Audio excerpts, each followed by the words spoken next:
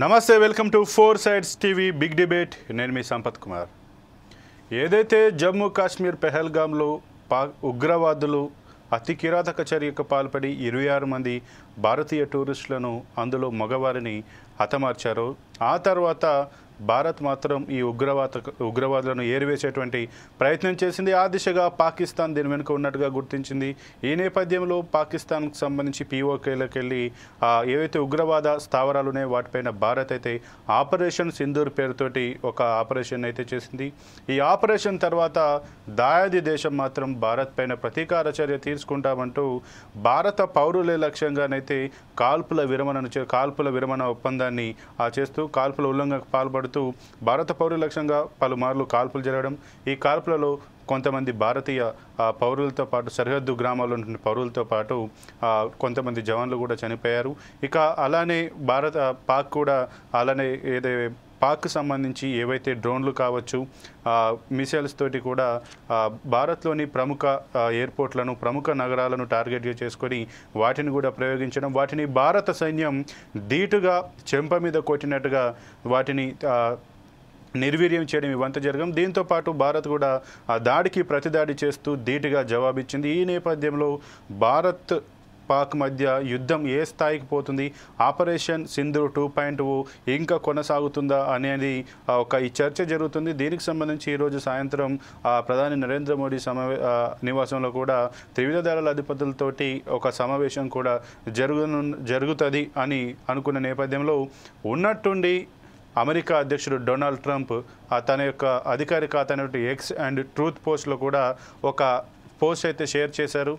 అందులో రెండు పాక్ అండ్ భారత దేశాలకు నా యొక్క ధన్యవాదాలు, మీరు యొక్క ఈ సీజ్ ఫైర్కి అంగీకరించినందుకు, కాల్పుల విరమణకు అంగీకరించినందుకు మీకు ధన్యవాదాలు అంటూ ఆయన ఏవైతే పోస్ట్ చేశారో దీనికి భారత్ అండ్ పాక్ ఒప్పుకున్నాయంటూ చేశారో, ఆ తర్వాత మాత్రం ఇక ఈ యుద్ధ వాతావరణం మనం ఇంకా ఎంతవరకు వెళ్తుంది, ఎంత నష్టం జరుగుతుంది, పాక్ ఎలా బుద్ధి చెప్పాలని ఇప్పటివరకు ఉన్నటువంటి భారత పౌరులంతా ఉన్నట్టుండి ఒక రకంగా షాక్ అయ్యారని కూడా చెప్పొచ్చు. ఏదేమైనా యుద్ధం అయితే ఆగిందని అధికారికంగా ఇటు భారత్ అండ్ పాకిస్తాన్ కూడా చెప్పినటువంటి పరిస్థితి. దీన్ని డొనాల్డ్ ట్రంప్ మధ్యవర్తిగా ఉండి దీన్ని అయితే చర్చలు జరిపి ఈ యుద్ధాన్ని ఆపే ప్రయత్నం అయితే చేశారు.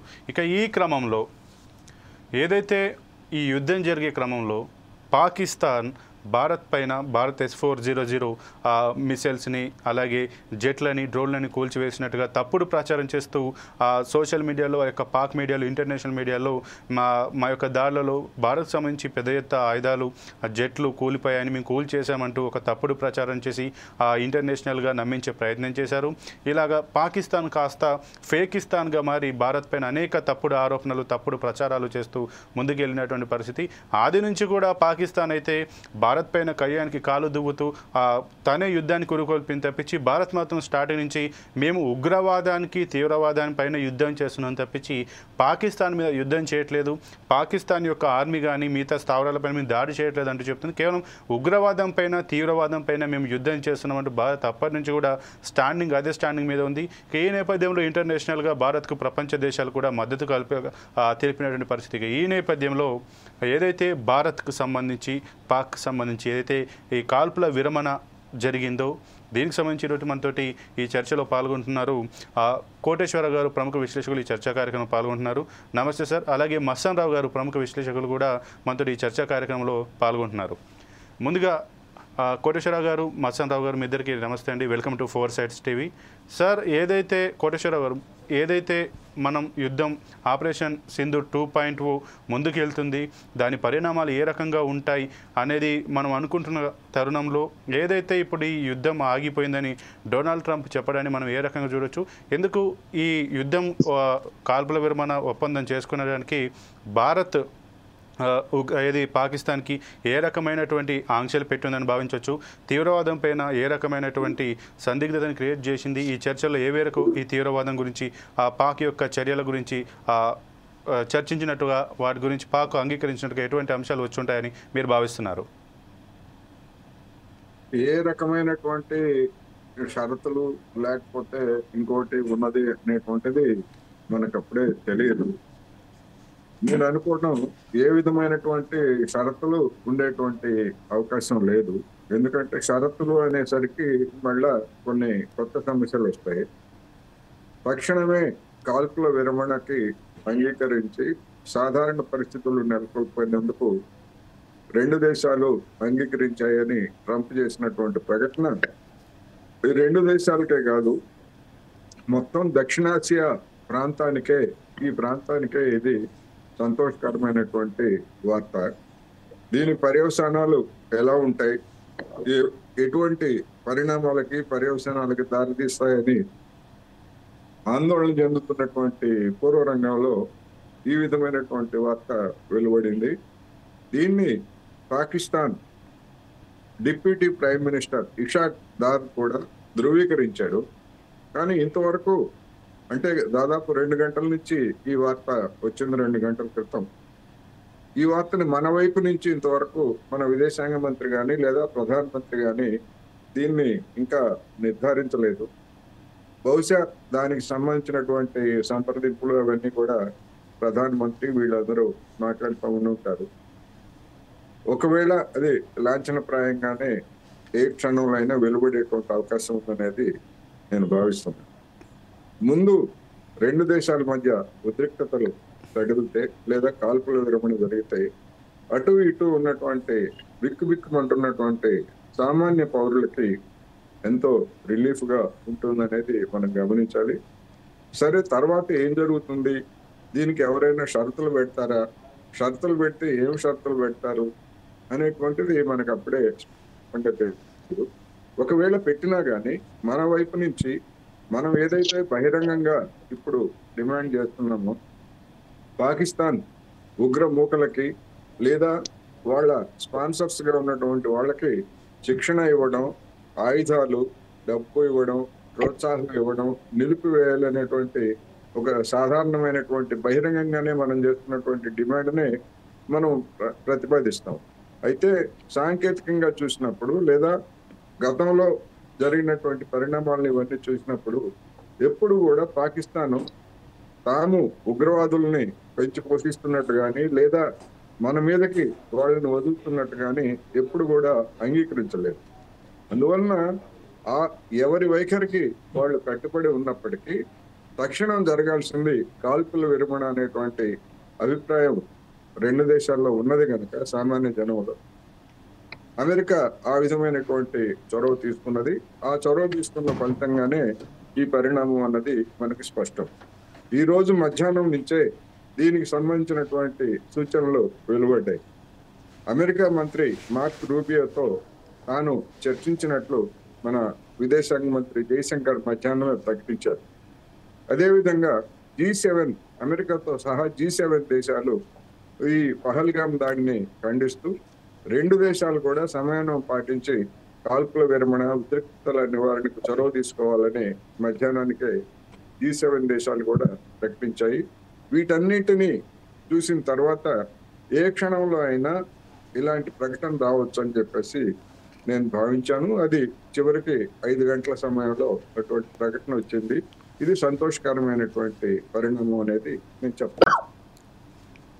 అయితే కోటేశ్వరరావు గారు, ఏదైతే ఇప్పుడు యుద్ధం ముగిసినట్టుగా దీనికి సంబంధించి భారత్ నుంచి ఇంకా అధికారిక ప్రకటన రాకపోయినట్టుగా ఆల్మోస్ట్ కొద్దిసేపట్లో వెలువడే అవకాశం ఉంది. కానీ ఈ యుద్ధం వల్ల నష్టం ఎవరికి ఎక్కువ జరిగిందంటారు? దాని గురించి మనం మీడియాలో ఉన్నటువంటి మీరు కానీ నేను కానీ లేదా ఇంకోళ్ళు ఎవరు కానీ నష్టం ఎంత జరిగింది, ఎటువైపు ఎంతమంది చనిపోయారు, ఆ చనిపోయినటువంటి వాళ్ళు పౌరుల, ఉగ్రవాదుల, లేకపోతే మిలిటరీ వాళ్ళ, ఎంతమంది ఏమిటనేటువంటిది ఈ దశలో మనం ఆ లాభ నష్టాల గురించి లేదా వాటి గురించి చర్చించలేము. మనకు తగినటువంటి సమాచారం కూడా ఉండదు. మనకు తెలుసు, యుద్ధం లేదా ఇలాంటి ఉద్రిక్త పరిస్థితులు ఏర్పడినప్పుడు రెండు వైపులా ఎవరైనా కానివ్వండి, పాకిస్తాన్ వైపు నుంచి కానీ మన వైపు నుంచి కానీ వాస్తవాలని తమ తమ దేశాలకి చెప్పేటువంటి పరిస్థితి ఉండదు. అది ఒక మన దేశాలు లేదా మనకు సంబంధించినటువంటి సమస్య కాదు. యుద్ధం జరిగేటువంటి ఎక్కడా కూడా ఇప్పుడు 3 సంవత్సరాల నుంచి ఉక్రెయిన్ యుద్ధం జరుగుతూ ఉంది. మా వైపు ఇంతమంది చనిపోయారని ఉక్రెయిన్ కానీ లేదా మా వైపు ఇంత చనిపోయారు, మాకు ఇంత నష్టం జరిగిందని చెప్పేసి రష్యా కానీ ఎక్కడైనా చెప్పిందా? చెప్పలేదు. అదేవిధంగా గాజాలో మారణకాండ జరుపుతున్నటువంటి ఇజ్రాయెల్ తాము ఎంత నష్టపోయింది ఎప్పుడైనా చెప్పిందా అంటే చెప్పలేదు. అందువలన ఇప్పుడు మన రెండు దేశాల మధ్య జరిగినటువంటి పరిణామాల్లో నష్టాల గురించి మనం అప్పుడే చర్చించుకోవడం అది కొంచెం సందర్భోచితంగా ఉండదు. తర్వాత ఎట్లాగో వస్తాయి, ఎవరి అంచనాలు వాళ్ళకు ఉంటాయి. ఆ అంచనాలతోటి ఎవరు ఏకీభవించేటువంటి అంశాలు కూడా ఉండవు అనేది నేను ఈ సందర్భంగా చెప్తాను. Okay, right.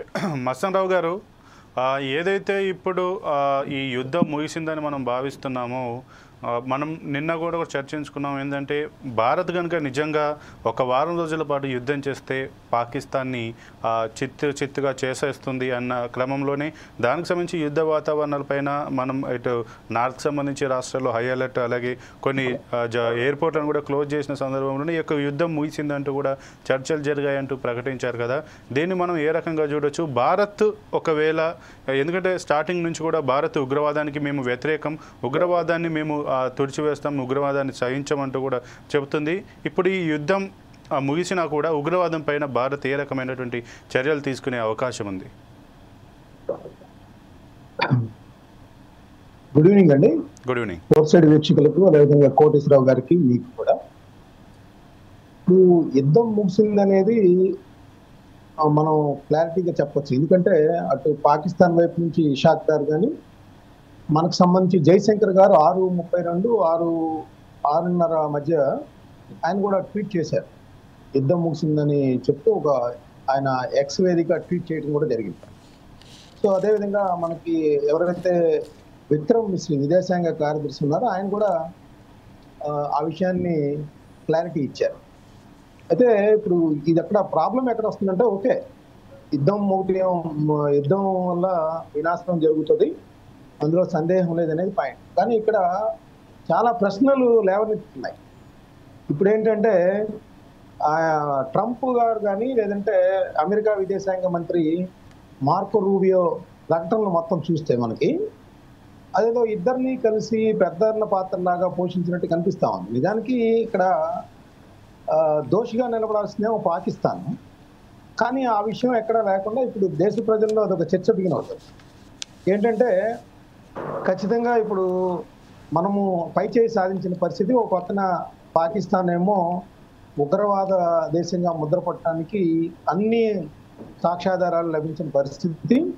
మనం ఏదైతే 9 ప్రాంతాల్లో ఉగ్రవాద స్థావరాల మీద దాడి చేశామనేది కానీ, ఆ తర్వాత పాకిస్తాన్ రెస్పాండ్ అయిన విధానం కానీ, బెదిరింపులు కానీ, అణ్వస్త్రాలకు సంబంధించి కానీ, లేదంటే ఫేక్ ప్రచారాలు కానీ, ఇవన్నీ చూసినప్పుడు ఏంటంటే పాకిస్తాన్ ఇక్కడ దోషంగా నిలబడుతుంది. కానీ ఇక్కడ ఆయన మార్కో రూబియో కానీ, ట్రంప్ గారు కానీ ప్రకటనలు చేసిన మనం పరిశీలిస్తే, ఇరు దేశాల ప్రధానమంత్రులతో మేము దాదాపు 24 గంటల క్రితం నుంచి కూడా చర్చలు జరుపుతా ఉన్నాము అనేది చెప్పారు. ఇంకోటి ఏంటంటే, ఈయన మార్కో రూబియో చేసిన ప్రకటనలో అయితే భారత్ పాక్ ప్రధానమంత్రి నరేంద్ర మోడీ గారు, షహబాజ్ షరీఫ్ గారు, అదేవిధంగా భారత విదేశాంగ శాఖ మంత్రి Jaishankar, Pak chief of army staff Asim Munir, తర్వాత జాతీయ భద్రతా సలహాదారులు ఎవరైతే ఉన్నారో అజిత్ దోబాల్, ఆసిఫ్ మాలిక్, వీళ్ళందరితో కూడా మేము మాట్లాడామనేది వాళ్ళు ప్రకటించారు.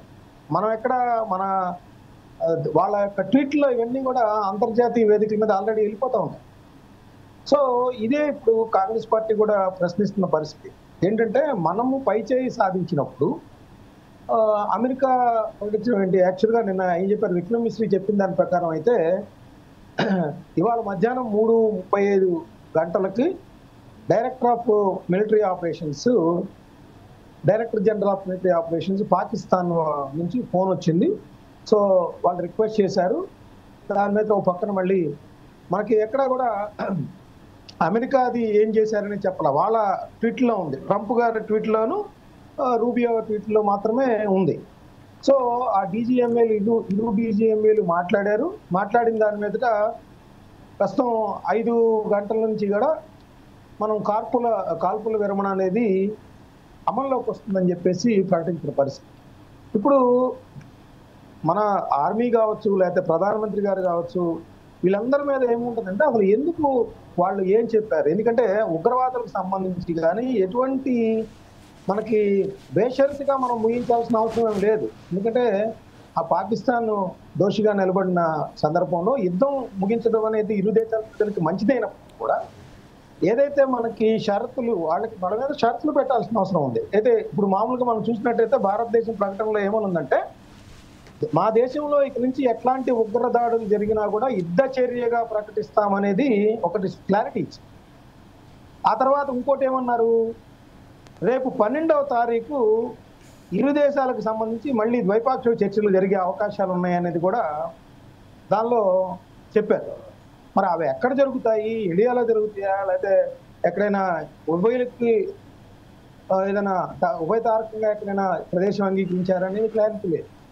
సో ఇప్పుడు ప్రజలందరూ కూడా ఏంటంటే, మన భారతీయులందరూ కూడా అన్యాయంగా ఉగ్రవాదుల చేతిలో మృతి చెందడానికి కారణమైన పాకిస్తాన్కి సంబంధించి మనం ఏమి వాటికి సంబంధించి తీసుకున్నాము, ఆ నేపథ్యంలోనే ఈ కాల్పుల విరమణ జరిగింది అనే దాని మీద ఇప్పుడు ప్రజలకు జవాబుదారీగా చెప్పాల్సిన అవసరం ఉంది.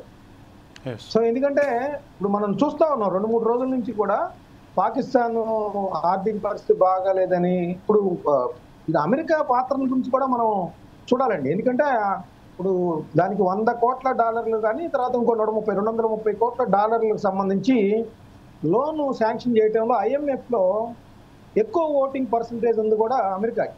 అవును. సో మనతో మాట్లాడుతున్నట్టు యాక్ట్ చేస్తూనే అక్కడ మనం ఎన్ని చెప్పినప్పటికీ కూడా, మనకు సంబంధించిన మన దేశానికి సంబంధించిన ఎన్ని అబ్జెక్షన్స్ చెప్పినప్పటికీ కూడా వాళ్ళకి లోన్ శాంక్షన్ చేసిన పరిస్థితి ఉంది. దాని వెనకాల అయితే మస్తాన్ రావు గారు, ఏదైతే మీరు IMF వచ్చారు కాబట్టి అమెరికాకి ఎక్కువ ఓటింగ్ ఉంది కాబట్టి భారత్ ఆల్రెడీ పాకిస్తాన్ని ఒక కార్నర్లో చేసి ఉగ్రవాదానికి పెంచి పోషిస్తుంది, ఈ ఫండ్స్ అన్నింటినీ కూడా దురుపయోగం చేస్తుందంటూ భారత్ అభ్యంతరాలు చెప్పినట్టుకి రిక్వెస్ట్ చేసినప్పటికీ కూడా ఈరోజు ఏదైతే IMF భారత్కి పాకిస్తాన్కి ఒక $1 బిలియన్ అయితే ఇచ్చింది. ఆ $1 బిలియన్ వచ్చిన తర్వాత వెంటనే పాక్ ఈ రకంగా యుద్ధ కాల్పుల విరమణకు ప్రతిపాదన తేవడం, దాన్ని 2 దేశాలు అంగీకరించడం వెనుక కారణాలు ఏమున్నాయంటారు? కేవలం $1 బిలియన్ వచ్చే వీటిని ఎట్లా యూటిలైజ్ చేయాలి, లేదంటే వీటిని యూజ్ చేసుకొని మళ్ళీ మరికొన్ని రోజుల తర్వాత వేరే రకంగా మళ్ళీ ముందుకెళ్లాలనే కోణంలో ఈ యొక్క కాల్పుల విరమణ చేసిందని మనం భావించవచ్చా? ఇప్పుడు అదే ప్రాబ్లం ఏంటంటే, మనకి సైనికాధికారులు, ఇందాక నేను వేరే కొన్ని ఛానల్స్ లో చూశాను, 1971 వార్లో కూడా పాల్గొన్న వాళ్ళు కూడా మాట్లాడుతారు. పాకిస్తాన్ ఇప్పటికిప్పుడు ఇట్లాగా కాలబేరానికి వచ్చినట్లే వస్తుంది కానీ మళ్ళీ దాని బుద్ధిని మార్చుకోదు, ఎప్పుడు కూడా దాన్ని నమ్మడానికి వీల్లేదని చెప్పేసి అంటా ఉన్నారు. ఇప్పుడు ఏంటంటే అమెరికాని పట్టుకొని మన మీద కొంత రిక్వెస్ట్ చేసి, ఏదో పెద్దన్న పాత్ర కాబట్టి మనం కూడా ఇరు దేశాల ద్వైపాక్షిక, పైగా మనకి కూడా యుద్ధం కంటిన్యూ కావడం కరెక్ట్ కాదు కదా, ఇప్పుడు అభివృద్ధి చెందుతున్నాం, ప్రపంచంలో తొలి 10 దేశాలు కూడా GDP పెరగడంలో కూడా ఇటీవల కాలంలో గ్రోత్ బాగా ఉంది. సో ఇవన్నీ దృష్ట్యా మనం కూడా అంగీకరించి ఉండొచ్చు. కానీ పాకిస్తాన్ నమ్మడానికి వీల్లేదని మన సైనికాధికారులు గతంలో పనిచేసిన వాళ్ళందరూ చెప్తా ఉన్నారు. సో ఏ కండిషన్స్ మీద మనము పాకిస్తాన్కి సంబంధించి కాల్పుల విరమణ అంగీకరించాము? ఎందుకంటే మనం చూసాం, ఉగ్రవాదుల్ని మనం చంపేస్తే వాళ్ళ దేశ జాతీయ పతాకాన్ని కప్పి వాళ్ళ అధికారిక అంత్యక్రియలు నిర్వహించిన పరిస్థితి అక్కడ. సో మనం ఉగ్రవాద స్థావరాలని ఇక నుంచి మేము అన్నీ కూడా వాటిని రద్దు చేస్తాం, వాడు ఎటువంటి సహకారం ఏమని అడుగుతున్నారా? లేదా మా దేశం మీద పహల్గామ్ లాంటి దాడులు కానీ, ముంబై దాడులు కానీ, పార్లమెంట్ మీద దాడులు కానీ, లేదంటే పుల్వామా వంటి దాడులు కానీ చేస్తే ఇకపై ఉపేక్షించమనేది భారత్ చెప్తా ఉంది. ఎప్పుడు చెప్పేదే కదా అది. ఇప్పుడు ఏంటి, ఇప్పుడు ఏమి దగ్గర నుంచి హామీ పొందారు? వాళ్ళు కాలబేరానికి వచ్చినప్పుడు వాళ్ళు DGMA వాళ్ళు అంటే మన ఈగో సాటిస్ఫై చేయడానికి అమెరికా ఫోన్ చేయించిందా DGMA వాళ్ళ director general of military operation చేత? సో ఇవన్నీ కూడా రేపు ఉదయానికి మరి భారతదేశం నుంచి ఏదైతే మన ప్రధానమంత్రి గారు కానీ వీళ్ళందరూ కూడా చెప్తారనే దాని మీద ఆసక్తిగా ఎదురు చూస్తున్న పరిస్థితి. అయితే బేసిక్ గా చెప్పాలంటే మాత్రం ప్రజలు మాత్రం కొంత క్లారిటీ పాకిస్తాన్ నుంచి వచ్చిన తర్వాత జరిగితే బాగుండనేది ప్రజలందరూ కూడా మనోభావన అనేది నేను చెప్తాను. Okay, right. ఇక కోటేశ్వరరావు గారు, ఏదైతే IMF ఫండ్ పాకిస్తాన్కి రిలీజ్ అయిందో లోను, ఈ లోన్ రిలీజ్ అయిన తర్వాతనే యుద్ధానికి అయితే ఆపడానికి పాకిస్తాన్ అయితే ప్రతిపాదనలు చేసింది. అయితే IMF ఏమైనా కండిషన్ పెట్టుండొచ్చు అంటారా? మీరు యుద్ధం చేస్తూ లోన్ ఎలా అడుగుతారు, మీరు యుద్ధాన్ని ఆపితే మేము లోన్ ఇస్తాము, లేకపోతే ఇవ్వమనే కండిషన్ చెప్తేనే ఈ రకంగా యుద్ధాన్ని ఆపే ప్రయత్నం చేసింది అని మనం భావించవచ్చా? పాకిస్తాన్కి IMF ఇచ్చినటువంటి రుణానికి, పహల్గామ్ దాడికి, లేదా ఆ తర్వాత జరిగినటువంటి రెండు దేశాల మధ్య జరిగినటువంటి పరిణామాలకి ఎలాంటి సంబంధం లేదు అనేది నేను స్పష్టంగా చెప్పదలుచుకున్నాను. ఎందుకు అంటే పాకిస్తాన్కి $700 బిలియన్ రుణం కావాలని చెప్పేసి పాకిస్తాన్ కొద్ది సంవత్సరాల క్రితమే IMFని కోరింది.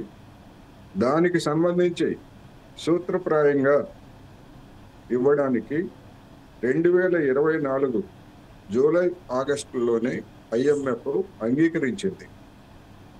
నేను మళ్ళా చెప్తున్నా, 2024 జూలై ఆగస్టులోనే IMF అంగీకరించింది. పహల్గామ్ దాడికి జరగడానికి ముందు మార్చి 25వ తారీఖున IMF అధికారులు, పాకిస్తాన్ అధికారుల మధ్య రుణానికి సంబంధించి ఒక ఒప్పందం కుదిరింది. ఆ ఒప్పందాన్ని డైరెక్టర్ల బోర్డు లాంఛనప్రాయంగా నిర్ధారించడానికి, ఆమోదముద్ర వేయడానికి నిన్న సమావేశమైంది తప్ప ఈ రుణం అనేటువంటిది ఈ దాడులు లేదా ఈ పరిణామాలతో నిమిత్తం లేకుండానే గతంలో ఎప్పుడో నిర్ణయం అయిపోయింది. అయితే ఈ దాడి జరగగానే, ఈ పరిణామాలు జరగగానే మరి మన భారత పాలకులుగా ఉన్నటువంటి వాళ్ళు దీన్ని కూడా ఒక ప్రచారానికి ఉపయోగించుకోవడానికి వేసినటువంటి ఎత్తుగడగా మేము ఈ రుణాన్ని అడ్డుకోమని చెప్పేసి మేము IMFని కోరుతున్నాము అని చెప్పేసి ప్రచారాన్ని మొదలుపెట్టారు. దాన్ని మన మీడియా కూడా పెద్ద ఎత్తున చేసింది. నేను ఒకటే ఈ సందర్భంగా గుర్తు చేయదలుచుకున్నాను, ఈ పరిణామాల సందర్భంగా ఈ వార్తలు వచ్చాయి తప్ప కేంద్ర ప్రభుత్వం నుంచి కానీ లేదా మీడియాలో కానీ మరి ఈ 2 సంవత్సరాల నుంచి, పోయిన ఏడాది ఆగస్టు నుంచి ఎప్పుడైనా ఏ మీడియాలో కానీ, ఏ కేంద్ర మంత్రి కానీ, ప్రభుత్వానికి సంబంధించినటువంటి ఏ అధికారైనా కానీ ఈ విధంగా ఉగ్రవాదానికి తోడ్పడేందుకు IMF రుణం ఇవ్వకూడదు అని చెప్పినటువంటి దాఖలాలు ఏమైనా ఉన్నాయా? ఎవరినైనా చెప్పమానండి. దీన్ని కూడా అంటే ఒక అవకాశం వచ్చింది కనుక దీన్ని కూడా ప్రచారానికి వాడుకోవడానికి చూశారు తప్ప నిజానికి చిత్తశుద్ధి, జనానికి వాస్తవాలు చెప్పేటువంటి లక్షణాలు లేవనేటువంటిది ఈ సందర్భంగా కూడా రుజువు చేసుకున్నారు. ఎవరైనా చూసుకోవచ్చు. దీనికి IMF లేదా పాకిస్తాన్ పరిణామాలు లేదా IMF యొక్క పనితీరు గురించి. రెండవది, IMF నిబంధనల ప్రకారం మిగతా సందర్భాల్లో, అంతర్గతంగా జరిగేటువంటి మిగతా సందర్భాల్లో ఓటింగ్కి అవకాశం ఉంది. కానీ లాంఛనప్రాయంగా రుణాలను మంజూరు చేసేటువంటి నిబంధనల ప్రకారం ఓటింగ్ జరుగుతుంది.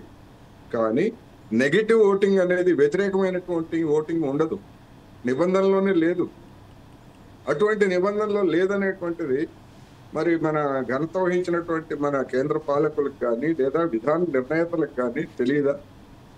తెలిసి కూడా ఎందుకు మేము అడ్డుకుంటాం, పాకిస్తాన్ని అడ్డుకుంటాం, ఆర్థికంగా దిగ్బంధనం చేస్తాము అని చెప్పేసి ఈ సందర్భంగా జనాన్ని ఎందుకని మభ్యపెట్టారు, జనాన్ని ఎందుకు తప్పుదారి పట్టించారు అనేటువంటిది కూడా ఆలోచించాల్సినటువంటి అంశం.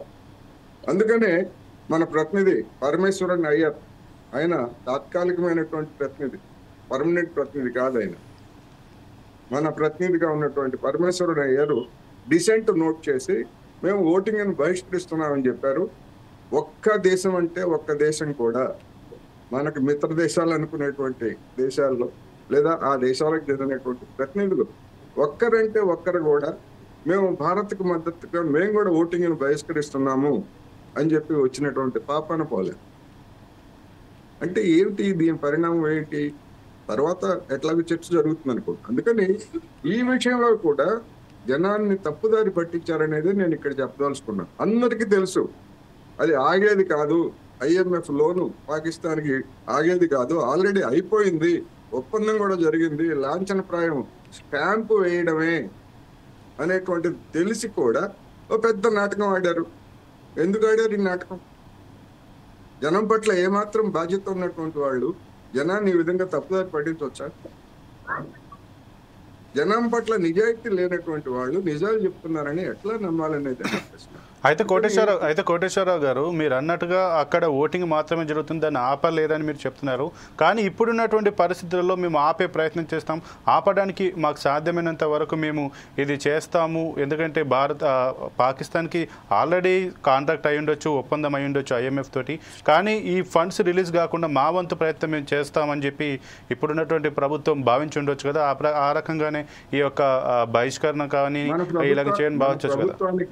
మన ప్రభుత్వానికి IMF లో అంత సత్తా లేదు, అంత పలుకుబడి కూడా లేదనేది ముందు మనం గమనించాలి. మన బలం ఏంటో మనం గమనించాలి. మనం ఏదో విశ్వగురువులు అని నరేంద్ర మోడీనా లేకపోతే భారత విశ్వగురువులు అని ప్రపంచం మొత్తాన్ని చక్రం తిప్పేస్తామని కబుర్లు చెప్పుకోవడానికి, గప్పాలు కొప్పుకోవడానికి తప్ప మనకున్నటువంటి ఓటింగ్ శాతం ఎంత అక్కడ 3.6%. 100లో 3.6% మనకున్నటువంటి ఓటింగ్ బలం. అమెరికాకి 16% పైన ఉన్నది, జపాన్కి అదేవిధంగా చైనాకి 6% పైన ఓటింగ్ ఉన్నది. ఆ 3 దేశాలకి పర్మనెంట్ మెంబర్స్ ఉంటారు. మిగిలినటువంటి దేశాలన్నీ కూడా గ్రూపులుగా ఉండి ఆ గ్రూపుల్లో నుంచి ఒక్కొక్క గ్రూపులో ఒక్కొక్కసారి డైరెక్టర్లుగా 22 మంది డైరెక్టర్లని గ్రూపులు వంతుల వారి పంచుకుంటారు తప్ప అసలైనటువంటి అధికారం, పర్మనెంట్ అధికారం ఉన్నటువంటి వాళ్ళు ఆ 3 దేశాల వాళ్ళే. ఇవన్నీ తెలిసి కూడా IMF వర్కింగ్ పనిచేసేటువంటి పద్ధతి తెలిసి కూడా, ఎందుకు అంటే IMF ఇలాంటి వాటిని ఎలో చేయదు. ఇలాంటి రాజకీయాలని, ఇలాంటి చౌకబారు రాజకీయాలు, నేను మళ్ళీ చెప్తాను, ఇలాంటి చౌకబారు రాజకీయాలను ఎలో చేసేట్లయితే అనేక దేశాలకు సంబంధించి ఇలాంటి అభ్యంతరాలే కనుక వేరే ఏ దేశానికైనా ఇంకొక ప్రత్యేక దేశం ఉంటుంది కదా, వాళ్ళు కనుక పెట్టేటైతే అసలు IMF రుణాలు ఇవ్వడానికే అవకాశం ఉండదు. ఆ ఇన్స్టిట్యూషన్ నడవదు అది. అందుకనే వాళ్ళు ఆ విధమైనటువంటి నిబంధనలు పెట్టుకున్నారు. ఇవన్నీ తెలిసి కూడా జనాన్ని మభ్యపెట్టడానికి చౌకబారు రాజకీయం ప్రచారం కోసం వాడుకున్నారనేది నేను ఈ సందర్భంగా గట్టిగా చెప్పదలుచుకున్నాను. Okay, right. మస్తాన్ రావు గారు, ఏదైతే ఇటు భారత్ పాక్ మధ్యలో రాయబారిగా అమెరికా వచ్చి ఒప్పందం చేసుకుందని చెప్పి మనం అయితే చూస్తున్నాం.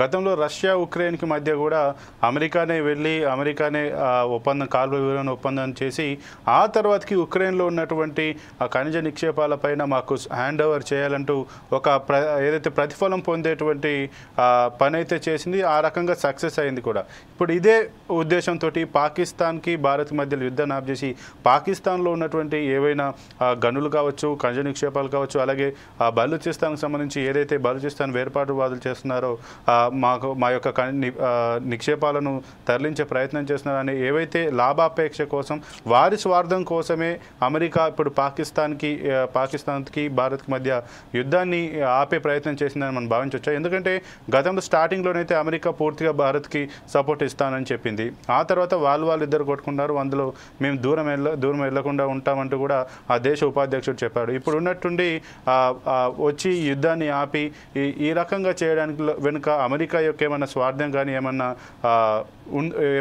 దాని యొక్క ప్రతిఫలాపేక్ష ఏమన్నా ఉందని భావించవచ్చా? ఖచ్చితంగా అండి. ఎందుకంటే ఉక్రెయిన్ లాగా అక్కడ వాళ్ళ దగ్గర ఉన్న మైన్స్ కానీ ఖనిజాలు కానీ అనుకోవచ్చు. కానీ ఇక్కడ ఏంటంటే ఏషియా ప్రాంతంలో అమెరికాకి సైనిక బేస్కి సంబంధించి ఎప్పటి నుంచో పాకిస్తాన్ అంటే అది ప్రేమ వలకపోస్తూ ఉంటుంది.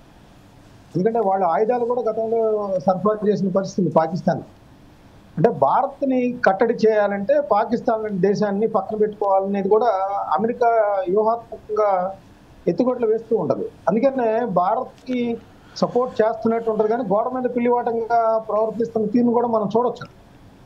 ఎందుకంటే దానికి తెలుసు పాకిస్తాన్ అనేది ఉగ్రవాదులకి కిల్లలాగా ఉందనేది. ఎందుకంటే ఒసామా బిన్ లాడెన్ సంబంధించి ఏదైతే మన ట్విన్ టవర్స్ మీద దాడి చేసినప్పుడు పాకిస్తాన్లో దాక్కుని ఉంటే డైరెక్ట్గా వచ్చి అమెరికా దాడి చేసి చంపేసిన పరిస్థితి కూడా మనం చూసాం. సో ఉగ్రవాదం ఎలా ప్రోత్సహిస్తుంది అనేది అమెరికాకు తెలుసు. అయినా కూడా ఏంటంటే ఇక్కడ ఆసియా ప్రాంతంలో దానికి ఒక బేస్ కావాలి కాబట్టి ఇట్లాగా పాకిస్తాన్ ఆల్రెడీ ఇప్పుడున్న పరిస్థితుల్లో యుద్ధం కొనసాగినట్లయితే ఖచ్చితంగా పాకిస్తాన్ ఓడిపోయే పరిస్థితి ఉంటుంది ఖచ్చితంగా. సో అది ఆ పరాభవం నుంచి ఒక రకంగా ఇప్పుడు తప్పించినట్టుగా మనం చెప్పొచ్చు. ఎందుకంటే అక్కడ బలూచిస్తాన్కి సంబంధించి కానీ ఆర్థిక సంక్షోభం దృష్ట్యా కానీ లేదంటే రాజకీయ కారణాల రీత్యా చూసినా కూడా అక్కడ పరిస్థితి బాగాలేదు. ఎందుకంటే ఎంపీలు ప్రసంగాలు చూస్తూ ఉన్నాము, వాళ్ళ ప్రధానమంత్రి ఈ భారత్తో వ్యవహరించిన తీరు కానీ ఇవన్నీ కూడా మనం చూసినట్టయితే పాకిస్తాన్కి ఏ కోశానా కూడా ముందుకు వెళ్ళే పరిస్థితి లేదు. ఎటు దిక్కుతోతని పరిస్థితుల్లో వెళ్ళిపోయింది. ఒక్క టర్కీ మాత్రమే మనకి అక్కడ సపోర్ట్ చేసినట్టు కనిపించింది. అదేవిధంగా చూస్తే అటు పక్కన ఇరాన్తో కానీ ఇటు పక్కన తాలిబాన్లు ఆఫ్ఘనిస్తాన్తో కానీ సరైన పరిస్థితి లేదు. బెలూచిస్తాన్ సంబంధించిన లిబరేషన్ ఆర్మీ వాళ్ళు ఓ పక్కన ఒక రకమైన యుద్ధాన్ని ప్రారంభించారు. దానిలో పాకిస్తాన్ సైనికులు కూడా ప్రాణాలు కోల్పోతున్న పరిస్థితి. ఒక పక్కన ఆర్థిక సంక్షోభం, ప్రజలు కూడా ఎక్కడా కూడా సిద్ధంగా లేరు. సైనిక అధికారులు పరిస్థితి చూసినా కూడా అలాంటి వార్తలు మనం చూసాం. అందుకని మనమేమో ఉగ్రవాద స్థావరాల మీద దాడి చేస్తే వాళ్ళేమో మన జనావాసాల మీద దాడి చేశారు. అది మన ఒక ఆయుధ సంపత్తి ఏ విధంగా ఉందో టెస్ట్ చేసుకోవడానికి చేశారా ఇతర దేశాలన్నీ కూడా, చైనా లాంటి దేశాలు కానీ మిగతావి కానీ అసలు భారత యొక్క శక్తి సామర్థ్యాలను టెస్ట్ చేసుకోవడానికి ఎలా ఇది కనుక. ఎందుకంటే వాళ్ళు ప్రయోగించిన డ్రోన్స్ అన్నీ కూడా ఎక్కడ పేల్డ్ పదార్థాలు కానీ ఏమి లేవు, మామూలు ఇక్కడ 1-2 క్షిపణులు కానీ లేదంటే మనం చూసాం అక్కడ వాళ్ళ యుద్ధ విమానానికి సంబంధించి F-16 ఇక్కడ పడిపోవడం, ఆ పైలట్ కూడా మనకి చిక్కిన పరిస్థితి కూడా ఉంది. సో ఇలాగా అంతర్జాతీయ సమాజం దృష్టిలో తన ఉనికి చాటుకుంటానికి చేసిందే తప్పితే దానికి తెలుసు భారత్తో తలపడితే ఖచ్చితంగా అపజయం తప్పదనే తెలుసు. ఎందుకంటే మనకు 1948 నుంచి చూసినా కూడా తర్వాత 62లో కానీ లేదంటే 71లో కానీ 99లో కానీ మనం ఎక్కడ చూసినా కూడా భారత్తో తలపడిన ఎప్పుడు చూసినా కూడా అటు ఉగ్రవాద చర్యలు కానీ అటు యుద్ధాలు కానీ. ఉగ్రవాద చర్యలు అంటే ఇప్పుడు మనకి పుల్వామా అటాక్ కానీ యురి అటాక్ కానీ తర్వాత ఇప్పుడు పెహల్గామ్ కానీ అంతకుముందు సియాచిన్కి సంబంధించి కానీ ఏదైనా చూడండి మీరు, దానికి తెలుసు దానికి అపజయం తప్పదు, దానికి భంగపాటు తప్పదనే విషయం తెలుసు కూడా భారత్ని చికాకు పరిస్థానికి ఇట్లా ముంబై బాంబులు కానీ హైదరాబాద్లో కానీ అక్కడక్కడ ఆ భారత్ను అస్థిరపరిచేందుకు అది నిరంతరం ప్రయత్నిస్తూ ఉంటారు. చూడండి, అది బహిరంగ అంతర్జాతీయంగా కూడా వాళ్ళ రక్షణ మంత్రి కానీ ఇమ్రాన్ ఖాన్ లాంటి వాళ్ళు కానీ అక్కడ ఉగ్రవాద స్థావరాలు ఉన్నాయి, ఉగ్రవాదాన్ని పెంచి పోషించాల్సిన పరిస్థితి ఉందంటూ బహిరంగంగా వ్యాఖ్యానించిన పరిస్థితి కూడా మనం ఇక్కడ గమనించవచ్చు. సో అయినా కూడా అమెరికా లాంటి దేశాలు కానీ చైనా లాంటి దేశాలు కానీ, ఎందుకంటే ఉగ్రవాద బాధిత దేశాల్లో అమెరికా చూసాం మనం, ట్విన్ టవర్స్ కూలిపోయిన సందర్భంలో అది కూడా ఉగ్రవాదానికి ఎట్లా బాధితురాలుగా మారిందో అమెరికా లాంటిది కూడా మనం చూసాం. సో అయినప్పటికీ కూడా ఇంకా పాకిస్తాన్ తరఫున ఎంతో కొంత మధ్యవర్తిత్వం నెరిపి ఈ రోజు జరిగిన మధ్యవర్తిత్వం అయితే ఖచ్చితంగా పాకిస్తాన్కి మేలు చేసేదే. కొన్ని రోజులు కనుక ఖచ్చితంగా ఈ యుద్ధం కానీ దాడి ప్రతి దాడులు కానీ కొనసాగినట్టయితే ఇందాక మనం ప్రెస్ మీట్లో చూసాం, ఆయన రఘువీర్ గారు కానీ లేదంటే యోమికా సింగ్ కానీ లేదంటే షోఫియా ఖురేషి కానీ చెప్పిన దాని ప్రకారం ఓ పక్కన వాళ్ళ ఎయిర్ బేస్ని కానీ వాళ్ళకి రక్షణ వ్యవస్థలను కానీ మనము ఏ విధంగా మనము ధ్వంసం చేశామనేది కూడా బహిరంగంగా చెప్పారు. అదేవిధంగా మన భారత్ మీద ఎటువంటి దాడులు చేసి ఇక్కడ ఏమీ నష్టం కలిగించకపోయినా 16 మందో 20 మందో చనిపోయిన పరిస్థితి అక్కడ ఉంది. సివిలియన్స్ కానీ కొంతమంది ఆర్మీకి సంబంధించిన వాళ్ళు కానీ అలా ఉంది. కానీ ఇక్కడ ఎక్కడా కూడా మన రాఫెల్ విమానం వాళ్ళు చూడండి, ఫస్ట్ నుంచి కూడా 5 విమానాలని భారతీయ కూల్చేసామని ఇందాకైతే చెప్పారు. S-400 వ్యవస్థను కూడా మేము కూల్చివేశామని చెప్పేసి, ఆ తర్వాత బ్రహ్మోస్ సంబంధించిన వాటిని కూడా కూల్చేసామని చెప్పేసి అది ఫేక్ ప్రచారాలు బిగించేసింది.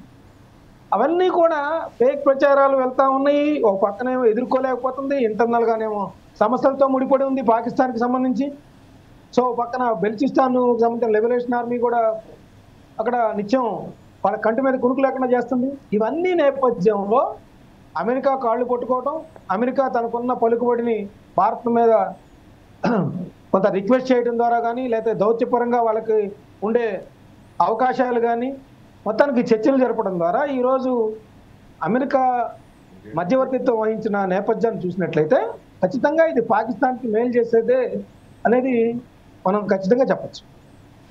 అయితే మస్తాన్ రావు గారు, ఇది పాకిస్తాన్కి మేలు చేసేదే అయినప్పటికీ కూడా అమెరికా తన యొక్క ఏదైతే మీరు అన్నట్టుగా డ్రోన్లను ఏదైతే భారతదేశం మీద ప్రయోగించి పాకిస్తాన్ తోటి తమ యొక్క ఆయుధ సంపత్తిని టెస్ట్ చేసుకునే విధంగా భారత్ మీద ప్రయోగింపజేశారా, లేదంటే ఈ యుద్ధంగానికి వస్తే వారి స్వార్థం కోసం మళ్ళీ పాకిస్తాన్ని లోబరుచుకొని వారికి వెపన్స్ ఇట్లా సరఫరా చేసి ఆ రకంగా ప్రతిఫలం పొందే విధంగా చేయొచ్చా, లేదంటే పాకిస్తాన్ గ్రిప్లో పెట్టుకొని భారత్ని కూడా ఇబ్బంది పెట్టేటువంటి గ్రిప్లోకి తెచ్చుకునేటువంటి ప్రయత్నాల్లో భాగంగా చేశారని మనం భావించవచ్చా?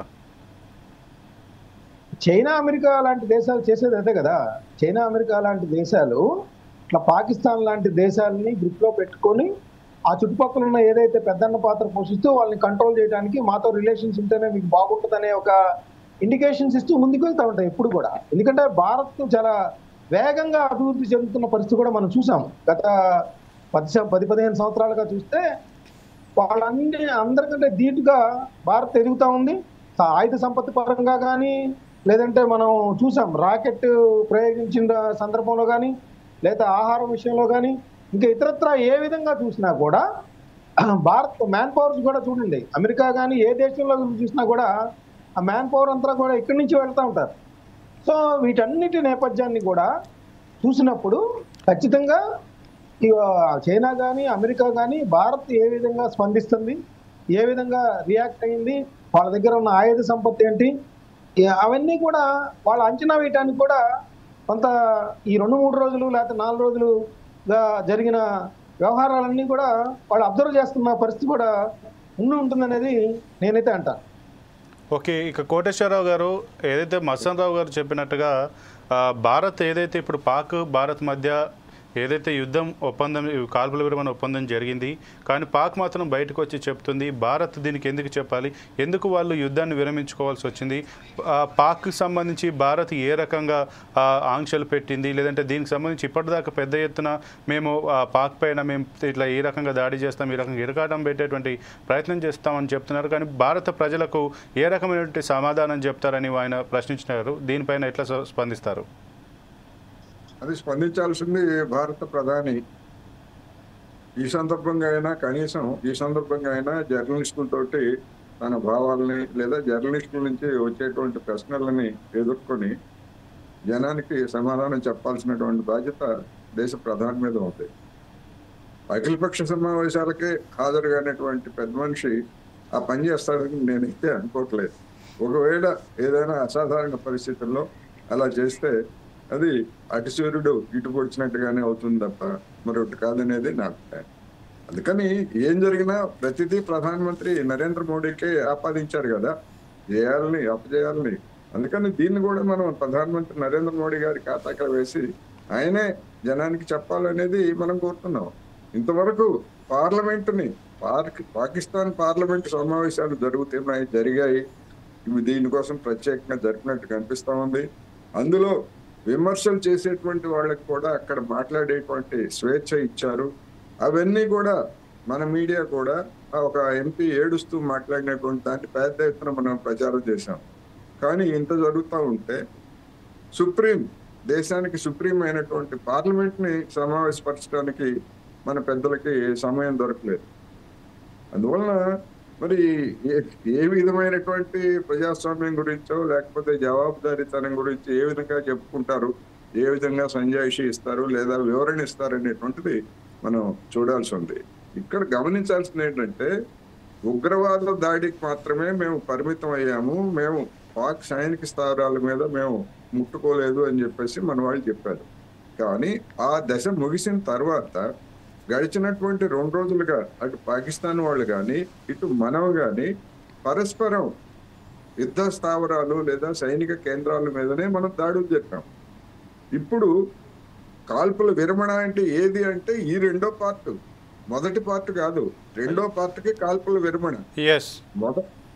రెండో పార్ట్కి మొదటి పార్ట్ అనేటువంటిది దానికి ఇంకా మళ్ళా ఏదన్నా జరిగితే మళ్ళా మనం ప్రతిదాడి చేయడానికి లేదా ఉగ్రవాదులను పట్టుకోవడానికి మనకి ఎప్పుడు రైట్ ఉంటది.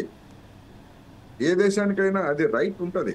అందుకని ఇది రెండో పార్టీకి సంబంధించినటువంటి విరమణ. ఈ రెండో పార్టీకి సంబంధించినటువంటి విరమణలో షరతులు ఏం పెడతామంటే మన అందరికి బహిరంగంగా తెలిసినటువంటి షరతులే. ఉగ్రవాదాన్ని పాకిస్తాన్ ప్రోత్సహించకూడదు. వాడు ఏమంటాడు, మేము ప్రోత్సహించాం అని చెప్పేసి అంటాడు. అంతకు మించి మధ్యవర్తిగా ఉన్నటువంటి వాళ్ళు ఏం చెప్తారు? ఏం చెప్పలేరు. అందుకని దౌత్యపరమైనటువంటి భాష కావచ్చు, లేదా దేశాల మధ్య ఉన్నటువంటి సంబంధాలను చూసినప్పుడు ఆ విధంగా ఎవరు కూడా షరతులు పెట్టి చేయరు. ఇప్పుడు ఉదాహరణకి షరతులు పెట్టారు, ఉక్రెయిన్ లో షరతులు పెట్టాడు ట్రంప్ షరతులు పెట్టాడు ఉక్రెయిన్ కి. పుతిన్ అమెరికాకి ఉక్రెయిన్ కూడా షరతులు పెట్టాడు. అందుకని ఆ షరతులు పెడితే మరి ఆ ఒప్పందం కుదిరిందా? నేను అధికారానికి వచ్చినటువంటి 24 గంటల్లో ఉక్రెయిన్ యుద్ధాన్ని ఆపేస్తానని చెప్పినటువంటి పెద్ద మనిషి 100 రోజులు దాటిపోయింది. అది ఇప్పుడు ఎప్పుడు కుదురుతుందో, ఎలా కుదురుతుందో ఏమిటనేటువంటి ఎక్కడ మళ్ళా ట్రంప్ మాట్లాడలేదు. అందుకని షరతులు పెడితే ఏ ఒప్పందాలు కూడా కుదరవు అనేది గమనించాలి మనం. ఇప్పుడు మనకి గాల్వాన్ ఉదంతం తర్వాత భారత్ చైనా రెండు కూడా దఫాలుగా చర్చలు జరిపి, ఎట్లా జరిపాయి? షరతులు ఏమన్నా పెట్టాయా? షరతులు పెట్టినట్టు ఎక్కడ మనకి అటు పాకిస్తాన్ మన చైనా మీడియాలో కానీ లేదా భారత్ మీడియాలో కానీ అటువంటిది ఎక్కడ మనకు లేవు. సాధారణ పరిస్థితుల్ని తీసుకురావడానికి అంతకు ముందు ఏర్పడినటువంటి పరస్పర అనుమానాలను తొలగించుకోవడానికి కాన్ఫిడెన్స్ బిల్డింగ్ మెజర్స్ తీసుకున్నారు తప్ప రెండు వైపుల నుంచి షరతులు అనేటువంటి ప్రస్తావనే లేదు. అందువలన ఇటువంటి అంటే రెండు దేశాల మధ్య జరిగేటువంటి ఇలాంటి విషయాల్లో షరతులు అనేటువంటి దానికి వచ్చేసరికి అది మనం ఇంకా అంగీకరించినట్టు కాదు కదా. మనం షరతు పెట్టడం అంటే అంగీకరించినట్టు కాదు. పాకిస్తాన్ అయినా, మనమైనా, ఇంకొక దేశమైనా షరతు అనే దానికి వచ్చేసరికి అది అంగీకరించినట్టు కానే కాదు. రెండోది, ఇంకా ఆయుధాలను టెస్ట్ చేసుకోవడానికి చైనా లేదా అమెరికా లేదా ఇటువంటి దేశాలన్నీ పాకిస్తాన్ని ఉపయోగించుకుంటున్నాయి అంటారు. ఇప్పుడు చైనా కానీ, పాకిస్తాన్, అమెరికా కానీ, ఫ్రాన్స్, బ్రిటన్, జర్మనీ ఇట్లాంటి దేశాలన్నీ కూడా ఆయుధాలు తయారు చేస్తున్నాయి, ఆయుధాలు విక్రయిస్తున్నాయి. బహిరంగం అది. చైనా వాళ్ళు కానీ, అమెరికా వాళ్ళు కానీ మేమన్నా ఎవరికైనా ఉచితంగా ఉట్టి పుణ్యానికి ఆయుధాలు ఇస్తున్నామని ఎవరికైనా చెప్పారా? వాళ్ళు ఎక్స్పోర్ట్ ఓరియంటెడ్, ఎక్స్పోర్ట్ వెరైటీస్, అక్కడ ఆధునికంగా తయారైనటువంటి ఏ ఆయుధాన్ని ఏ దేశం కూడా ఇతర దేశాలకి విక్రయించదు అనేటువంటిది అందరికీ తెలిసినటువంటి సత్యం. అవన్నీ ఒక దశ దాటిన తర్వాత ఇవన్నీ కూడా తర్వాత అందరికీ ఇబ్బంది లేదు మనకి అప్పగించినా కానీ, ఇంతకంటే మెరుగైనటువంటి వర్షన్స్ మన దగ్గర ఉన్నప్పుడు వీటిని విక్రయించినా పర్లేదు అనుకున్నటువంటి వాటిని మాత్రమే విక్రయిస్తారు.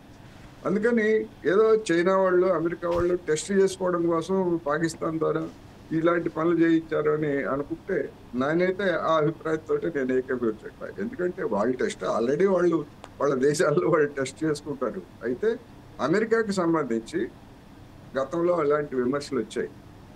ఎప్పుడు వచ్చాయి? పేట్రియాట్ క్షిపణి వ్యవస్థలు లేదా ఇతరత్ర ఇటువంటి వాటిని అవి ఎట్లా పనిచేస్తాయి ఏమిటి అనేటువంటి దానికి ఇరాక్ని వాడుకున్నాయి.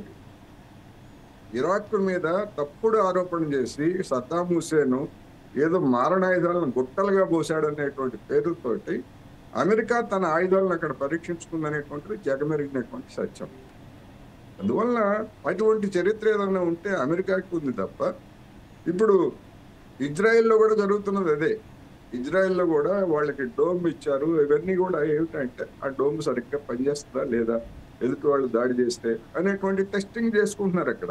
ఆ టెస్టింగ్ చేసుకోవడానికి లేకపోతే వీటికి లక్షలాది మందిని మనుషుల్ని ఫణంగా పెట్టి, మనుషుల ప్రాణాలను ఫణంగా పెట్టినటువంటి దుర్మార్గం అమెరికా వైపు నుంచి నడుస్తాం.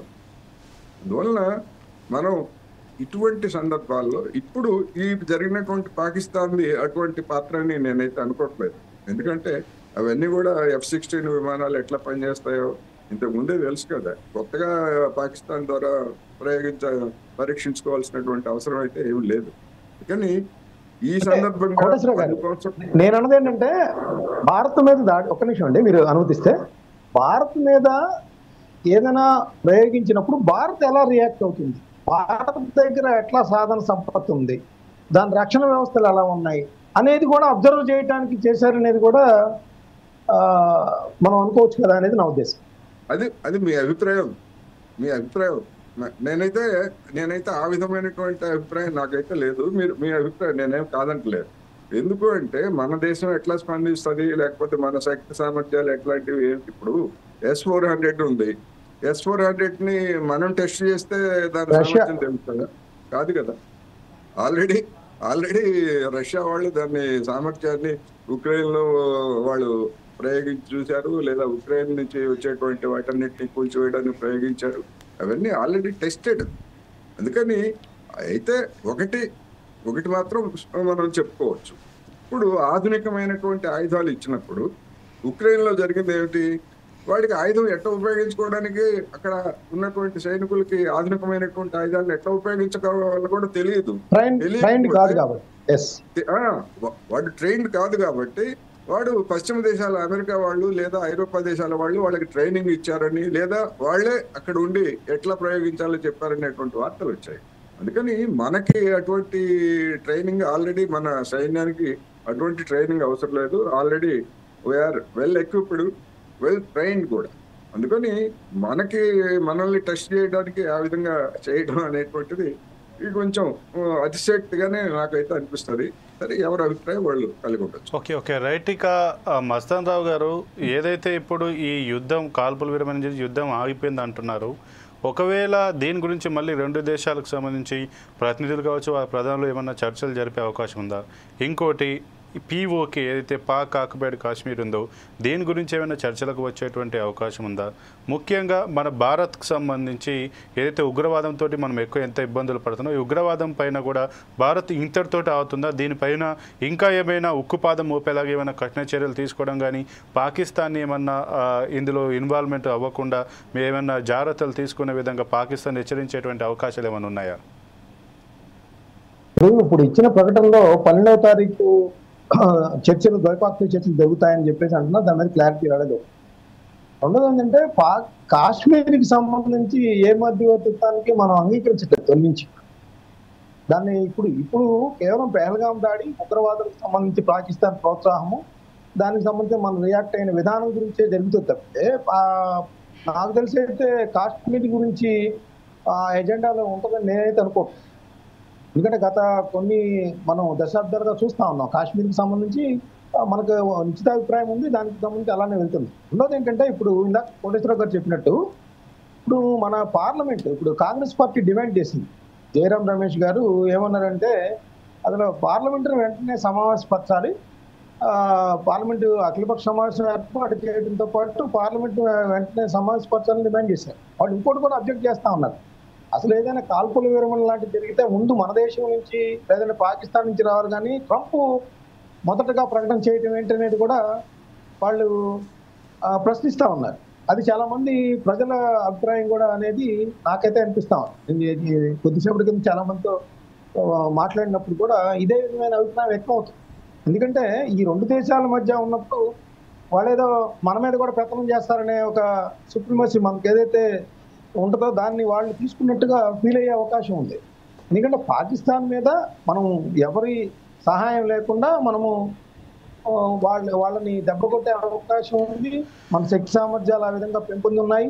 సో భారతదేశం ఏ దేశంకి తీసుకోని విధంగా ఏదైతే అగ్రరాజ్యాలుగా అనుకుంటా ఉన్నారో మనం కూడా అదే పరిస్థితిలో ఉన్నప్పుడు, మనకు అంత శక్తి సామర్థ్యాలు ఉన్నప్పుడు వేరే వాళ్ళు ప్రకటన చేయడం అనేది కూడా దానికి అబ్జెక్షన్ గా ఉంటది అనేది కాంగ్రెస్ పార్టీ ఏదైతే అందో అది ఖచ్చితంగా రేపటి నుంచి కూడా అదే ప్రశ్న వస్తుంది. దాన్ని ఇందాక కోటేశ్వరరావు గారు అంటూ ప్రధానమంత్రి గారు దానికి ఏ విధమైన సమాధానం చెప్తారో చూడాలి.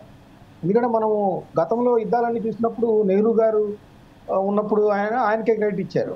ఏం జరిగినా కూడా ఆలీన విధానం కానీ, శాంతి విత్తనాలు పలకడం కానీ, లేకపోతే ఆయన కాశ్మీర్లో ఆయన తీసుకున్న నిర్ణయానికి కానీ, ఆ తర్వాత లాల్ బహదూర్ శాస్త్రి గారు ఒక యుద్ధంలో అయితే, ఆ తర్వాత ఇందిరాగాంధీ గారు 1971లో 99లో వచ్చేసి వాజ్పేయి గారికి ఆ క్రెడిట్ అంతా ఇచ్చారు. మరి ఇప్పుడు ఏది చేసినా నరేంద్ర మోడీ గారే కాబట్టి అది ఏది జరిగినా కూడా ఆయనకే ఎలివేషన్ వచ్చే పరిస్థితి ఉంటుంది. అంటే చరిత్రలో ఇది మనం అందరూ మాట్లాడుకోవాల్సిన అంశం. సో ప్రధానమంత్రి గారే దీనికి సరైన సమాధానం కూడా ఇవ్వాల్సిన బాధ్యత ఉందనేది కూడా మనం ఇక్కడ గమనించవచ్చు. అయితే మస్తాన్ రావు గారు, ఇప్పటివరకు అమెరికా వచ్చి ట్రంప్ వచ్చి ఈ యుద్ధం ఆగిపోయింది, రెండు దేశాలు ఒప్పుకున్నాయని ట్రంప్ చెప్పారు. కానీ భారత్ అయితే ఇప్పటివరకు ఆ ట్రంప్ని యుద్ధాన్ని సమస్య పరిష్కరించండి అని చెప్పి ట్రంప్ని పిలవడం కానీ ఆహ్వానించడం కానీ ఇప్పటివరకు చేయలేదు. దాని గురించి ట్రంప్ వచ్చి మాతో ఇట్లా మాట్లాడడానికి కూడా ఇప్పటివరకు కూడా చెప్పలేదు కదా, భారత్కి సంబంధించి భారత్ అధికారికంగా చెప్పలేదు కదా. అంటే అమెరికా విదేశాంగ మంత్రి ట్రంప్ 2 ట్వీట్లు చేశారండి. ఆ ట్వీట్లో ఆయన మార్క్ రూబియో ఏమన్నారు, మేము ఇరు దేశాల ప్రధానమంత్రితో మాట్లాడాము, ఇరు దేశాల విదేశాంగ మంత్రితో మాట్లాడాము, గత కొన్ని గంటలుగా చర్చలు జరిపామన్నప్పుడు మనం ఎక్కడా ఖండించలేదు కదా. ఖచ్చితంగా ఖండించాల్సి ఉంటుంది, మేము మాకేం సంబంధం లేదు దాంతో అనేది. మనం దాన్ని రెస్పెక్ట్ ఇస్తూ 5 గంటల నుంచి మనము కాల్పుల విరమణ అనేది ఆయన మన విదేశాంగ మంత్రి జయశంకర్ గారు చెప్పారు, ట్వీట్ చేశారు కదా. అవును. సో మన ఆర్మీ సంబంధించి ఏదైతే మీడియా మీట్ పెట్టారో దానిలో కూడా దాని క్లారిటీ ఇచ్చారు. సో అప్పుడే ఇవ్వాల్సింది. మరి నిజంగా చర్చలు జరిపాయంటున్నారు, ప్రధానమంత్రులు ఇద్దరు పాల్గొన్నారంటున్నారు, దానిలో మేము ట్రై చేసామని చెప్తా ఉన్నారు. వాళ్ళు ట్వీట్ చేశారు, అధికారికమైన ట్వీటే, అదేమి రూమర్స్ కాదు, అధికారికమైన ట్వీటే. కాబట్టి ఖచ్చితంగా అంటే భారత్ అడిగిందా లేదా అని పక్కన పెడితే ఇప్పుడు అదే రేపు అంతా క్లారిటీ వచ్చేది ఏంటంటే మనకి పాకిస్తాన్ ఆశ్రయించిందా అమెరికాని, పాకిస్తానే మొదట మనకి ఫోన్ చేసిందని చెప్తా ఉన్నారు. మనకి ఇందాక మీడియా మీట్ లో చెప్పిన ప్రశ్న ఏంటి, అవును, ఆయన పాకిస్తాన్ DGMA నుంచి మాకు ఫోన్ వచ్చింది, ఆ తర్వాత మేము దానికి సంబంధించి అనేది, అంటే అది ఒక వ్యూహం ప్రకారం ముందు అమెరికాని వాళ్ళు ఆశ్రయించడం, అమెరికా మనతో చర్చలు జరపడం, ఆ తర్వాత మీకే ఫోన్ చేస్తారు వాళ్ళు, ఆ ఫోన్ చేసిన తర్వాత మీరు నిర్ణయం ప్రకటించవచ్చు అని చెప్పారా అనేది కూడా, ఇవన్నీ కూడా క్లారిటీస్ ఇవ్వాల్సింది. మరి రాత్రి రేపు ఇవాళ నైటా రేపు, ఎందుకంటే నైటే చెప్తాను నేనైతే సంబంధించిన క్లారిటీ. రైట్. ఇక కోటేశ్వరరావు గారు, మస్తాన్ రావు గారు, ఇప్పుడు ఏదైతే యుద్ధం ముగిసింది, యుద్ధంకి అయితే అయిపోయింది, కానీ భారత్ బాధపడుతుంది ఉగ్రవాదంతో. ఆ ఉగ్రవాదం కన్నా అత్యంత ప్రమాదకరమైన స్లీపర్ సెల్స్ కావచ్చు, ఇక్కడ ఉండి అక్రమ వలసల ద్వారా వచ్చినటువంటి రోహింగ్యాలు కావచ్చు, బంగ్లాదేశ్ కావచ్చు, పాకిస్తాన్ నుంచి వచ్చినటువంటి వాళ్ళు కావచ్చు, వీళ్ళ వల్ల ద్వారానే అక్కడ పాకిస్తాన్ నుంచి ఇక్కడ ఆపరేషన్స్ జరుగుతున్నాయి. ఈ స్లీపర్ సెల్స్ వల్లనే భారత్ ఎక్కువగా ఉగ్రవాదానికి ఆ యొక్క పాల్పడుతున్నట్టు నష్టపోతుందని కూడా మనం వింటున్నాం. దీని కట్టడికి ఇప్పుడు ఏదైతే ఇది అయిపోయింది, దీన్ని అయిపోయిందని చెప్పి ఇక్కడితో వదిలేస్తారా? మిగతా భవిష్యత్తులో కూడా ఎటువంటి ఉగ్రవాద ప్రభావితం లేకుండా భారత్ ఏ రకమైనటువంటి చర్యలు తీసుకునే అవకాశం ఉంది? స్లీపర్ సెల్స్ని అరికట్టడం కానివ్వండి, ఈ అక్రమ పౌరసత్వం లేకుండా అక్రమ వలసల ద్వారా వచ్చి ఇక్కడ స్థిరపడుతున్నటువంటి ఈ పాకిస్తానీలు, బంగ్లాదేశీల పైన ఏ రకంగా చర్యలు తీసుకుంటుందని మనం భావించవచ్చు? దానికి ఏ రకమైన చర్యలు తీసుకోవాలని మీరు భావిస్తున్నారు కోటేశ్వరరావు గారు? స్లీపర్ సెల్స్ కావచ్చు, లేదా ఉగ్రవాదులకి ఆశ్రయం ఇచ్చేటువంటి వాళ్ళు కావచ్చు, అటువంటి పరిస్థితుల్ని మనం నివారించాలి అనేది ఇక్కడ మనం ముఖ్యంగా చెప్పుకోవాలి. ఇప్పుడు పంజాబ్లో తలెత్తినటువంటి ఉగ్రవాదం లేదా వేర్పాటువాదం కానివ్వండి, లేదా కాశ్మీర్లో తలెత్తినటువంటి వేర్పాటువాదం, ఉగ్రవాదానికి గత ప్రభుత్వాలు, ముఖ్యంగా కాంగ్రెస్ ప్రభుత్వాలు అనుసరించినటువంటి తప్పుడు విధానాలు అక్కడ ఉగ్రవాదం పెరగటానికి, లేదా ఆ పెరిగినటువంటి అక్కడ తలెత్తినటువంటి అసంతృప్తిని పాకిస్తాను, అమెరికా, బ్రిటను ఇట్లాంటి దేశాలు ఉపయోగించుకోవడానికి అవకాశం ఇచ్చాయి. అంటే మనం వ్యవసాయం చేయాలంటే భూమి తగినటువంటి పదునెక్కాలి. అటువంటి పదునెక్కినట్టుగా అసంతృప్తి, ఉగ్రవాదానికి అవసరమైనటువంటి, ఉగ్రవాదం మొలకెత్తడానికి అవసరమైనటువంటి పదును కాంగ్రెస్ హయాంలో పాకిస్తాన్లోను, కాశ్మీర్లోను, పంజాబ్లోను అటువంటి పరిస్థితులు తలెత్తాయి. ఆనాడు అనుసరించినటువంటి మొరట విధానాలు కేవలం శాంతి భద్రతల సమస్య పేరుతోనో లేకపోతే ఇంకొక సమస్య పేరుతోనో అనుసరించినటువంటి తప్పుడు విధానాలు దానికి దోహదం చేశాయి. కానీ అప్పటి నుంచి ఇప్పటి వరకు చూస్తే పెద్దగా మార్పు మనకేమీ కనిపించటం లేదు. అందుకు ఉగ్రవాదానికి మూలమైనటువంటి సమస్యలను పరిష్కరించాలి. ముఖ్యంగా ఆ ప్రాంతాల్లో ఉన్నటువంటి వాళ్ళ ప్రజల విశ్వాసాన్ని పొందాలి. ఏదన్నా ఉగ్రవాదులు కాల్పు జరిపారనగానే మన భద్రతా దళాలు చేస్తుంది ఏంటి, అమాయకుల్ని పట్టుకొని 2-3 కాల్ చేసి, ఇదిగో మేము 2-3 ఉగ్రవాదులను కాల్ చేశామని చెప్పేసి మన జనానికి చెప్పించి నమ్మించడం అలవాటైపోయింది. మన 2 తెలుగు రాష్ట్రాల్లో నక్సలైట్లను ఏరివేసేటువంటి పేరుతోటి, నక్సల్స్ పేరుతోటి ఏ విధమైనటువంటి వ్యవహారం సాగించారో మన పోలీసులు గిరిజనుల మీద లేదా అటవుల్లో ఉన్నటువంటి ఇతర ప్రాంతాల మీద బూటకప్ ఎన్కౌంటర్ ఎట్లా చేశారు, ఇవన్నీ మనకు తెలిసిందే. అందుకని సరిహద్దుల్లో కూడా మన భద్రతా దళాలు గతంలో ఆ విధమైనటువంటి అనుసరించినటువంటి పద్ధతులు అనేవి చాలా ప్రమాదకరమైనటువంటి పోకడలకు దారితీశాయి. అయితే స్లీపర్ సెల్స్ అనేటువంటివి నిరంతర నిఘా తప్ప మొత్తం 140 కోట్ల జనాభాలో ఎవడు స్లీపర్ సెల్లో ఎవడెవడు కనుక్కోవడం అనేటువంటిది మానవ మాత్రుడికి సాధ్యం కాదు. అందుకని నిరంతర నిఘా తప్ప దానికి మరొకటి లేదు. ఉగ్రవాదానికి తలెత్తేటువంటి పరిస్థితుల్ని శాస్త్రీయమైనటువంటి విధానంతో ట్యాకిల్ చేయాలి తప్ప శాంతి భద్రతలుగా చూస్తే అది కొత్త సమస్యలు తలెత్తేటువంటి అవకాశం ఉంది. కొత్త అవుట్ఫిట్స్ వస్తాయి. ఒక అవుట్ఫిట్ పోగానే ఇంకొక అవుట్ఫిట్. ఉదాహరణకు బెలూచిస్తాన్ గురించి మనం మాట్లాడుకుంటున్నాం. ఆ బెలూచిస్తాన్ వేర్పాటువాదులకు సంబంధించి ఎప్పుడో 25 ఏళ్ళు 30 ఏళ్ళ నాడు అంతకు ముందే ప్రారంభమైనటువంటి వాళ్ళందరూ కూడా అంతరించిపోయారు. ఇప్పుడు వచ్చినటువంటి వాళ్ళు కొత్త అవుట్ఫిట్. అందుకని అటువంటి పరిస్థితులు రాకుండా చూడాలనేది ఈ అనుభవం అనేది అన్ని దేశాల అనుభవం తెలియజేస్తాం అనేది నా అభిప్రాయం. ఓకే, మస్తాన్ రావు గారు, ఇక ఏదైతే ఈ స్లీపర్ సెల్స్ గురించి, ఈ అక్రమ పౌరసత్వం లేకుండా వచ్చినటువంటి రోహింగ్యాల గురించి ఏ రకంగా చేస్తే భారత్ ఈ ఒక ఇబ్బందుల నుంచి బయటపడే అవకాశం ఉంటుందని మీరు భావిస్తున్నారు? కంక్లూడ్ చేయండి. ఇప్పుడు మనకి స్లీపర్ సెల్స్ కానీ ఈ విధంగా శరణార్థులుగా వచ్చి ఉన్నప్పుడు కానీ లేదంటే ఇట్లాంటి సమస్యలన్నింటినీ కూడా మనకు ఆల్రెడీ దాన్ని ఫైండ్ అవుట్ చేశారు. సిటిజన్ అమెండ్మెంట్ యాక్ట్ కూడా తీసుకొచ్చిన పరిస్థితి ఉంది. సో దానిలో భాగంగానే అవన్నీ కూడా తీసుకొచ్చారు శాస్త్రీయంగా చేయటానికి. సో అవి ఇంప్లిమెంటేషన్ లో ఎదురవుతున్నవి లేదంటే కొన్ని వర్గాల నుంచి నిరసన వ్యక్తం అవుతున్న పరిస్థితి నేపథ్యంలో దాన్ని ప్రస్తుతానికి నిలిపివేశారు. సో ఖచ్చితంగా ఇప్పుడు అమెరికా కూడా చూడండి, మీరు మెక్సికో నుంచి ఆ విధంగా వచ్చింది ఎప్పుడో కొన్ని 100 సంవత్సరాల పైన వచ్చిన దాన్ని ఈ రోజు ట్రంప్ దాన్ని ఎన్నికల్లో ఒక ప్రధాన అంశంగా చేసి ఈ రోజు చూస్తే అది ప్రపంచంలో ఎలా దారితీస్తుందో మనం చూసాం. మనం అది చాలా దేశాల మీద ఇంపాక్ట్ పడుతుంది, మన దేశం మీద కూడా పడుతుంది. మనం కూడా సంఖ్యలు వేసి పంపించిన పరిస్థితి. సో అక్రమంగా ఎవరైతే ఉన్నారో వాటిని అమెరికా లాంటి అభివృద్ధి చెందిన దేశం, సాంకేతికంగా ఎంతో ముందున్న దేశం కూడా చేయడానికి ఇన్ని దశాబ్దాలు పడతా ఉంది. సో భారత్ లాంటి 140 కోట్ల మంది ఉన్న జనాభా ఉన్న భారతదేశంలో అందులో ఇంకా మంది అభివృద్ధి చెందుతూ ఉన్న దేశం. సో చాలా కష్టసాధ్యమైన విషయం. అయితే కొంత ప్రయత్నాలు ఇప్పటి నుంచి ప్రారంభమైతే తెస్తే ముందు అలాంటి ఉగ్రవాదులను ఏరివేసే కార్యక్రమాలు కానీ అలాంటి వాళ్ళకి చొరబాటుదానికి అంగీకారం లేని పరిస్థితి కానీ వస్తుంది. చూడాలి మరి ప్రభుత్వాలు ఎంత కఠినంగా వ్యవహరిస్తాయి, వాటి విషయాల్లో ఏ విధంగా ముందుకెళ్తాయి అనేది కూడా క్షేత్రస్థాయిలో అన్ని పరిశీలించి ముందుకు వెళ్లాల్సిన అవసరం అయితే ఉంది. Okay, right. ఇక కోటేశ్వరరావు గారు అలాగే మస్తాన్ రావు గారు, మీరు ఈరోజు మన యొక్క ఈ పాకిస్తాన్కి సంబంధించి ఏదైతే యుద్ధం ముగిసిందో దేనిపైన వచ్చి, అలాగే భవిష్యత్తులో భారత్లో ఎటువంటి ఆటంకాలు ఉగ్రవాదుల ద్వారా కావచ్చు, ఈ స్లీపర్ సెల్స్ ద్వారా ఆటంకాలు కలగకుండా భవిష్యత్తులో భారత్ ఏ రకంగా ముందుకెళ్లాలని దానిపైన మీరు వచ్చి మీ యొక్క అనుభవాల్ని, మీ యొక్క అభిప్రాయాన్ని మాతో పంచుకున్నందుకు, ఈ యొక్క చర్చా కార్యక్రమంలో పాల్గొన్నందుకు మరొకసారి మీ అందరికీ 4 Sides తరపున ప్రత్యేక ధన్యవాదాలు తెలుపుతూ ఇంతటి ఈ చర్చా కార్యక్రమాన్ని ముగిస్తున్నాను. చూస్తూనే ఉండండి 4 Sides TV.